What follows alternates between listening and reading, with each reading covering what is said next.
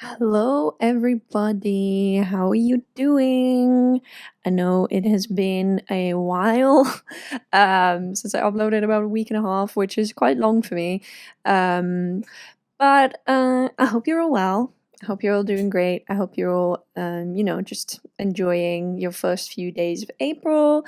I hope the weather has been nice where you live. And I think on the other side of the world, it would probably go into autumn. All right, if I'm not mistaken. Yeah, I hope you had a nice time since the 1st of January. So, what I'm going to be talking about today is what music I've been listening to in Q1. And I thought it would be fun to do it that way because I noticed that in January I didn't actually have that much to talk about. And this way I could like make it a little bit longer and just, have more of like a stream of consciousness kind of podcast style and just talk about multiple artists as well. So I hope you're excited for that. And what I just wanted to get into now, right before we get started, is just a little update on like my uploading schedule. So I had alluded to asking about if when and where you guys watch my videos. So I usually would upload them, especially Tumblr retrospective, on a Saturday. I did notice that that was just not really working for me because if I wanted to do something fun on Friday after having worked and filmed the whole week on my videos, then I would have to either miss out or I would have to delay working on it. So I think for now it would be better if I just upload it on Friday. So that's the first little update that I had.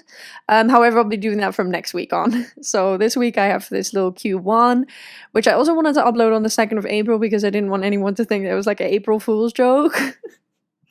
So I am a little bit autistic, right? I have ADHD and that is on the spectrum of autism ADHD. So yeah, I have a really hard time, looking at all the jokes on the internet and just realizing that they are jokes. So yeah, that's why I waited until the 2nd of April to talk about my favorite music from this first quarter of the year, excuse me. And the other update that I had was, so I'll be uploading Tumblr retrospective on a Friday, but I will be doing another video every other week. So I'll be uploading Tumblr retrospective once every 2 weeks on Friday, and then somewhere in between I will film something else. And I did have a few fun videos coming up. Obviously, recently I did the poll on the psychology of pregnancy. I did a interview for that today. So I'm working on stuff, like, even if I'm not uploading, I am working on stuff. Like, people recommended to me that I do cross promotion as well. So I was editing some of my videos into TikTok format, so you can look forward to all of those fun little projects. So yeah, I just wanted to get those updates out of the way, and then you can just have the update, and if you didn't want to listen to the rest of the episode, you could still have the update. Okay, so let's get into the music and what I've been listening to. And again, the only reason that I would talk about something was because I was actually really interested in it and I like played it more than once. Like, there's a lot of music that I check out and that I listen to, and then I'm like, oh yeah, like this is cool, but like I'll just check it out like once or twice and like not really like return to it. So this is like the stuff that I was like really like genuinely really into and like kept repeating and stuff. Okay, so first of all, I think I'm gonna try my best saying the title of this album, but it's the Bad Bunny album, DeBÍ TiRaR FOToS.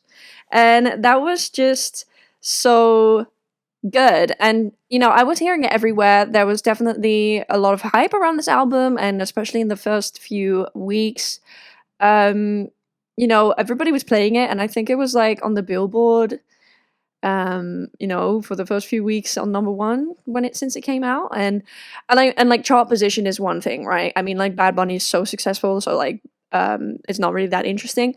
But my boyfriend was playing it a lot, and I wouldn't know the title of the songs, because we would just listen to track 1 and then finish all the way to the end. I do remember at the time watching the music video for El Club, and I was really impressed by that. And I thought it was so cool. Like, I think he can just make really good club bangers. And yeah, that was just really awesome. I love Bad Bunny. And just give me a second. I'm on the phone with my boyfriend, like FaceTime, but I muted myself. What is going on?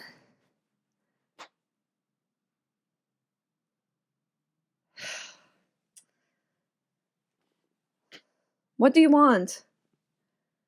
What do you want?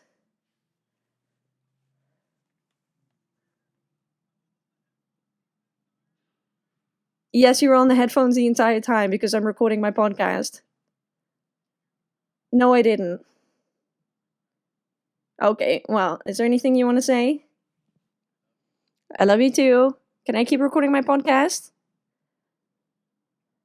Okay, you're going to the gym? Okay.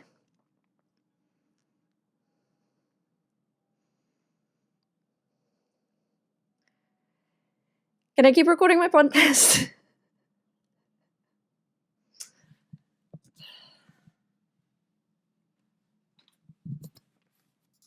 Okay, sorry about that. My boyfriend needs a lot of attention, and I'm very grateful that I have a boyfriend that's so invested in my life, but you know, at some points it's not really as convenient. But I explained the situation to him, and then he was like, okay, you're right, and then he hung up.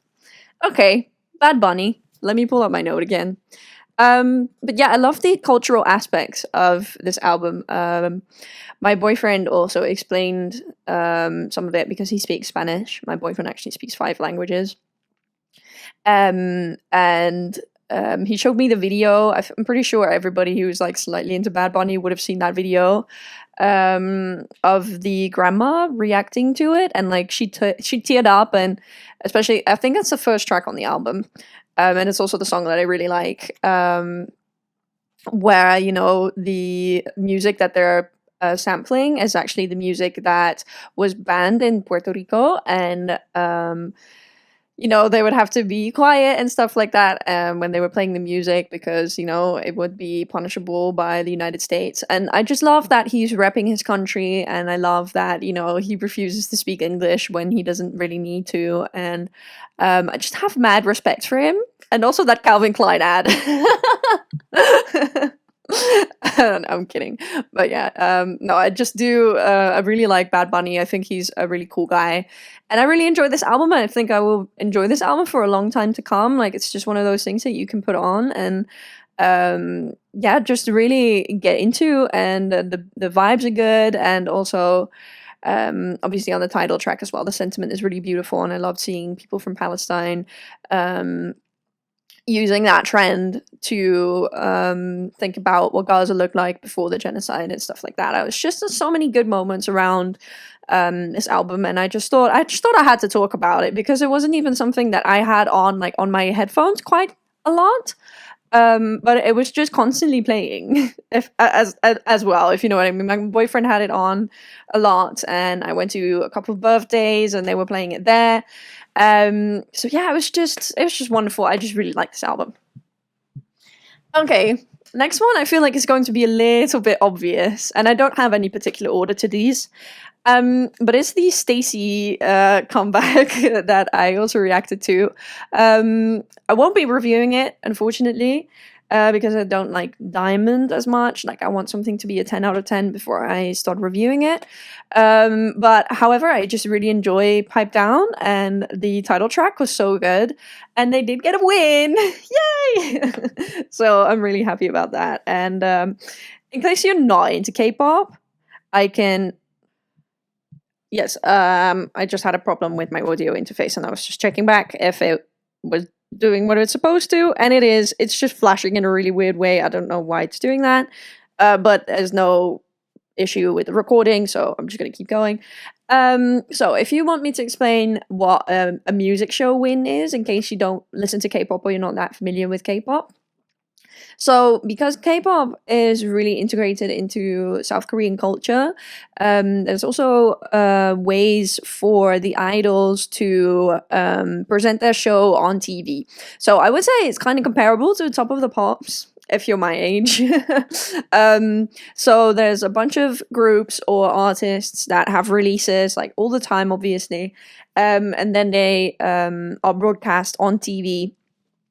So the people will come in, or the groups and the artists will perform the song, and the fans leading up to the performance and during the performance can vote with using the respective app that goes with the TV show. So there's definitely there's so many, like some of them, some of the songs literally get like 10 or 16 wins. So I'm not sure if they actually like just get more than one trophy or they actually go on 16 different shows. So if somebody can, like, I'm not that invested into K-pop. Like, the only time I voted for a music show win was for Killing It by P1 Harmony that came out last year, because that was going to be their first win.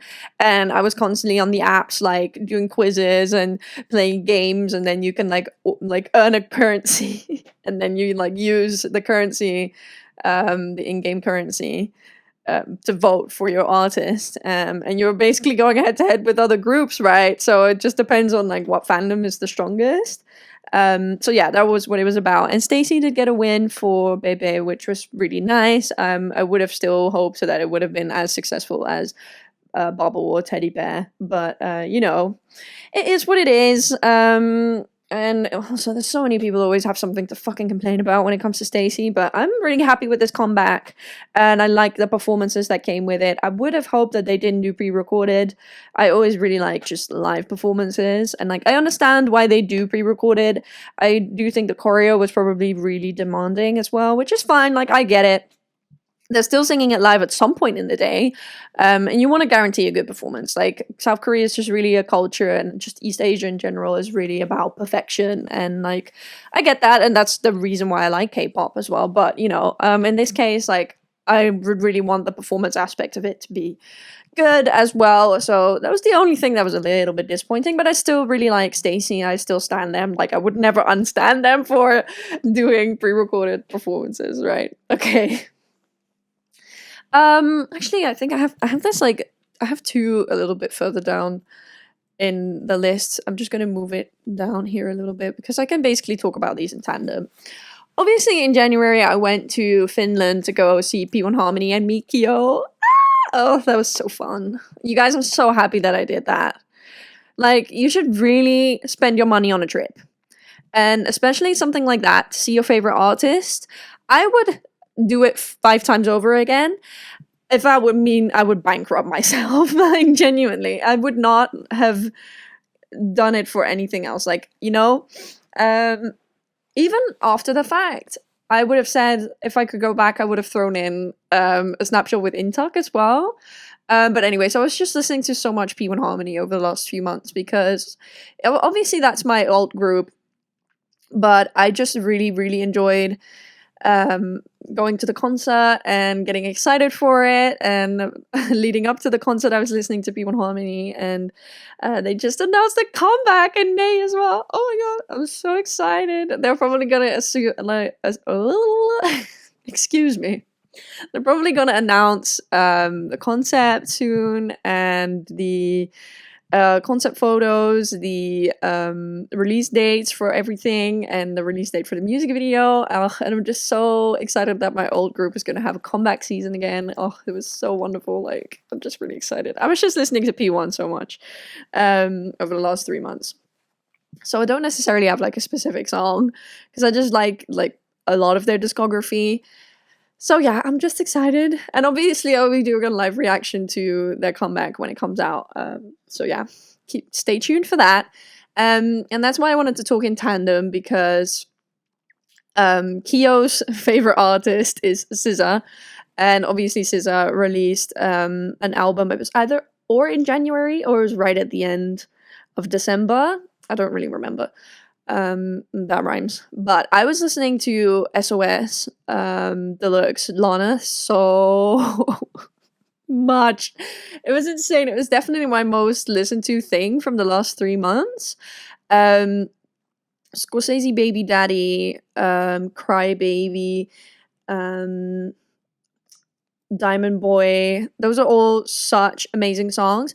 But what I really liked about this, like, it was basically an album, right? It was a deluxe album, but, you know, it could have been a new album on its own, and it basically was, but, you know, whatever, whoever decides that it has to be like that, I'm not in the room. But what I really enjoyed about this release was that it just really went into that vibe that F2F had on SOS as well. And it was just a little bit more indie, and it was a little bit more guitar driven. And I like that she explored that side of herself, because I think she's really good at it, and I love blending those genres. And if I made music, that would be something that I would do totally as well. But yeah, I love that. SOS Deluxe was so good. And I wrote the letter to Kyo, right? And I obviously had to send it to the company. If you watch the video, you will be able to hear the conversation, the 30-second conversation that me and Kyo had. But I had to send the letter, and it was really expensive, by the way. That's definitely the last time that I'm doing that. Like, Kyo, if you're listening, I know you're not, but I'm never doing that again. That was 21 euros. What the hell? And, like, you know, I would have done it for Kyo. Like, I really wanted to give him the pin. Obviously, I haven't heard anything. It did get delivered. Like, maybe he just doesn't get around to it. Like I just said, like, comeback season is coming back. So, I don't know if he'll have time for it anytime soon. But whatever. You know, you just do it because you care about the idol, right? And, you know, if they read it or not, you don't do it to get something in return. So, anyway, going off track. So, yeah, I was explaining why it was gonna be in tandem. Sorry guys, I have ADHD. So anyway, Kyo's favorite singer is SZA. And I mentioned in the letter as well that the first song, No More Hiding, I was actually listening to that so much when I was in Helsinki. And obviously in Helsinki it was snowing. And just that first, those little, is it a synth? It's definitely like a sort of keyboard. Like, I don't know what the instrument is, but there's definitely some kind of like synth instrument in the beginning of No More Hiding, and it just sounds like snow falling to me. It sounds like a song that you would hear in an ice level in a video game. So it was just really, really fitting to listen to that over and over when I was in Helsinki, and then, like, that song will now forever remind me of that trip, and that was just so wonderful. Like, I'm so glad I did that. Like, you know, I was also pretty afraid. Well, pretty afraid. I wouldn't really say I was afraid, but I was very wary of the fact that I was going to go alone, and I thought that I was going to feel lonely while I was there. But I could have easily tacked on another day. Next time, I'm definitely doing that, because I was there for 3 days. I could have easily gone for 4. Because having another 1 full day to spend there would have been really nice. So yeah, anyway.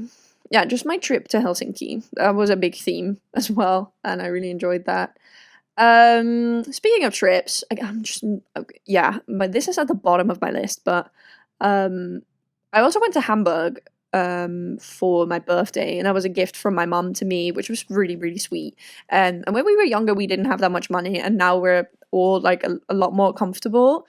And my mum paid for the trip for my birthday, which was really nice. And during that trip, I was checking out Halsey's If I Can't Have Love, I Want Power, which is actually produced by Trent Reznor, and obviously a few other people, but he's like the most prominent like feature on that album. Like, even though he doesn't sing or anything like that, but is basically, like, you know, co-opted by him. And I thought that was so cool, because I love the soundtrack to Gone Girl, which is also made by him, and he's just really good, right? I don't really listen to 9 Inch Nails, but yeah, I really enjoyed that album. And I didn't come back to it that much, because it's just so easy for me to forget about stuff, especially because other stuff comes out, and, you know, you just move on. But, like, I will definitely be returning to that album a lot more, and I really like Lilith. And that's interesting because Suga from BTS, they did a remix of that for Diablo, the video game.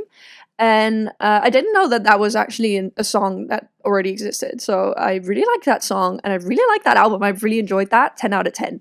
Genuinely, I don't know if I will ever make a video about it, if it's something that I keep listening to this year, and then by the end of the year I'll do the wrap up, the podcast like I did last year. And I'll probably talk about it then. But yeah, I should listen to it again. That was so good. I really enjoyed that. Let me just have a sip of my tea. Give me a second.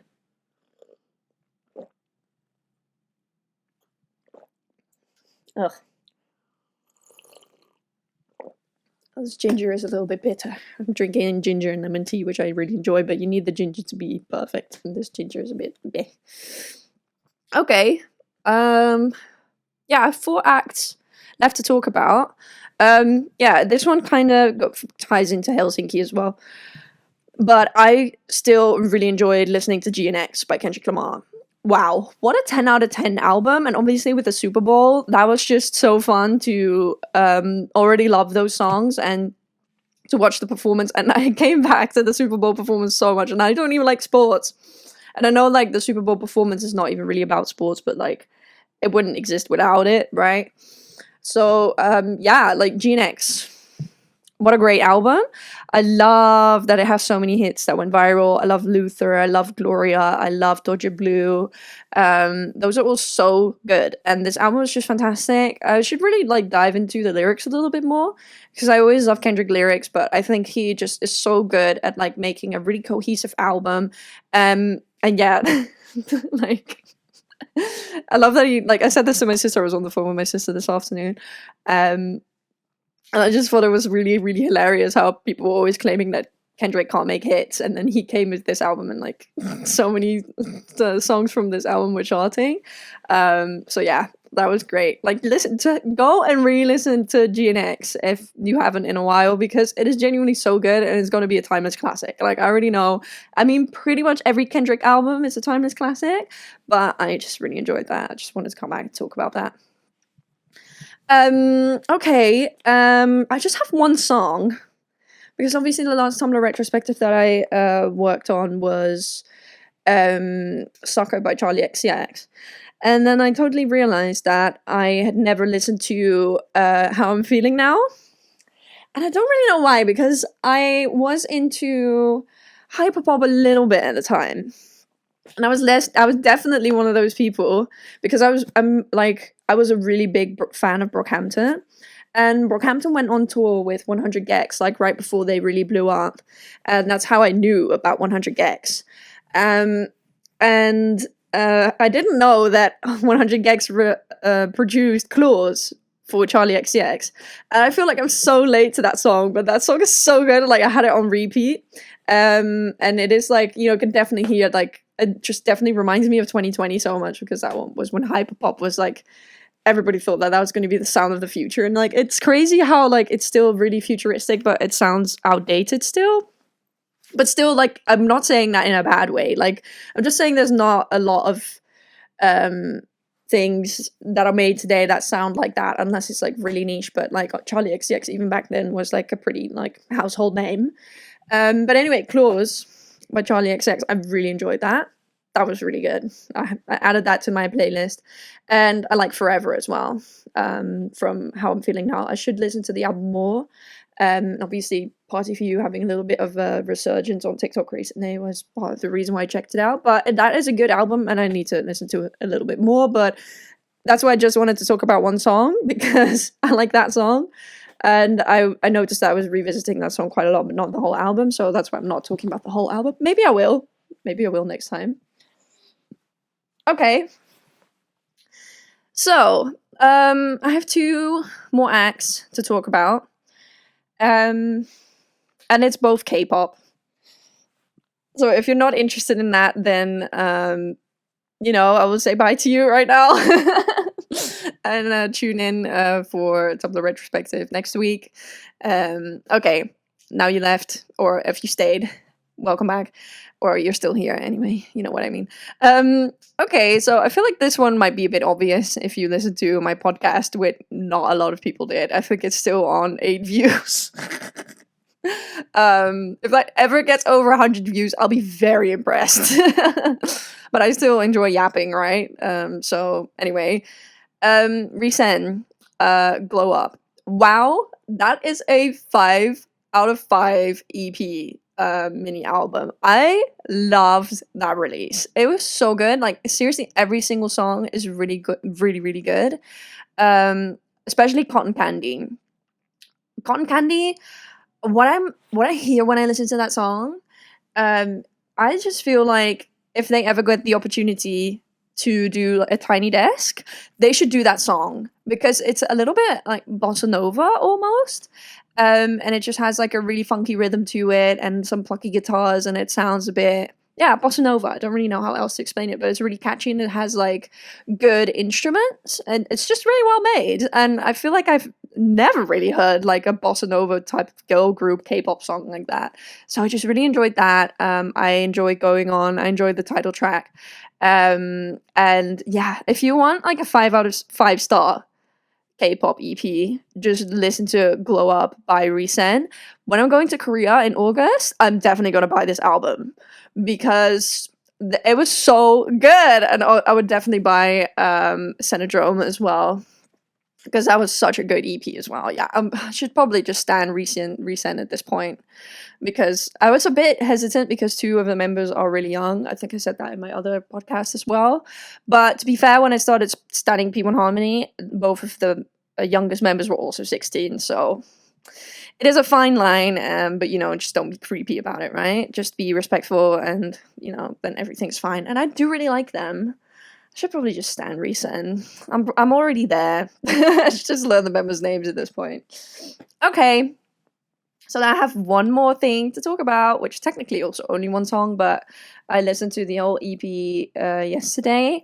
And it's Air by Yeji. Oh my god. Oh my god. Wow, Air by Yeji. What the fuck? That's such a good song. And I'm obsessed with it. Like, it is so awesome. And it reminds me a bit of like, it's a little bit 80s almost, which I think is really cool because there's not that many songs these days that still go for that 80s sound. It was really trendy a few years ago, like, you know, led by The Weeknd and that and whatnot. But you know, this time it has like plucky synths and really good like a bass line, like a synth bass line, and it's just so catchy. I love that song, and I did listen to the whole EP. I think it is good, but my favorite part about Air, and this is something that you're going to get to know about me, I love songs with a fade out because most songs when I was young had a fade out, so it just really reminds me of when I was little and when I was listening to songs on my MP3 player. And there's this really obvious video that explains why we don't have fade outs anymore. But I just really like that because, and it's definitely the reason why I'm really biased towards that song, because most K-pop songs just end on like a end of the sentence, but, and then it ends right there. And not a lot of songs have fade outs. And it's not even like that for K-pop. It's like that for pretty much every genre. But I love a fade out, and this song has a fade out. So and it like ends with a really sick guitar solo as well. So anyway, Air by Yeji. Okay, that was it, guys. I can't even tell how long this project is. But yeah, I hope you enjoyed this. I also hope it wasn't too long because I was so long-winded on the other podcast that I did.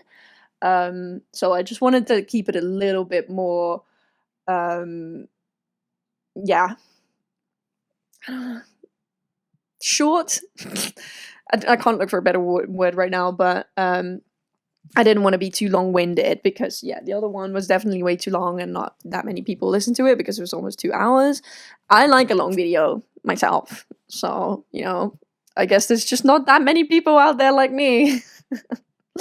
But yeah, okay, so thank you for listening, and next time that I upload, I will definitely include my new TikTok, my Instagram reels, and I'll be uploading shorts as well. I'm just like, yeah, cutting and editing some of my videos down to TikTok format to do some cross promotion. So look forward to that. And yeah. Okay. How do I end this? I guess I just could say, I guess I could just say, have a nice day or a nice evening for whatever time you're listening to this. And I hope you enjoyed it. And please leave more comments because I reply to every single one. And I always want to know how you guys feel. I want to engage with you guys. I love talking, obviously. So please never feel afraid to leave a comment. Just say what's on your mind.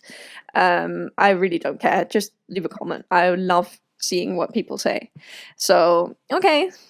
I'll see you on Saturday this week. If you're listening to this on the 2nd of April. And today's Wednesday. So I'll see you on Saturday. Goodbye.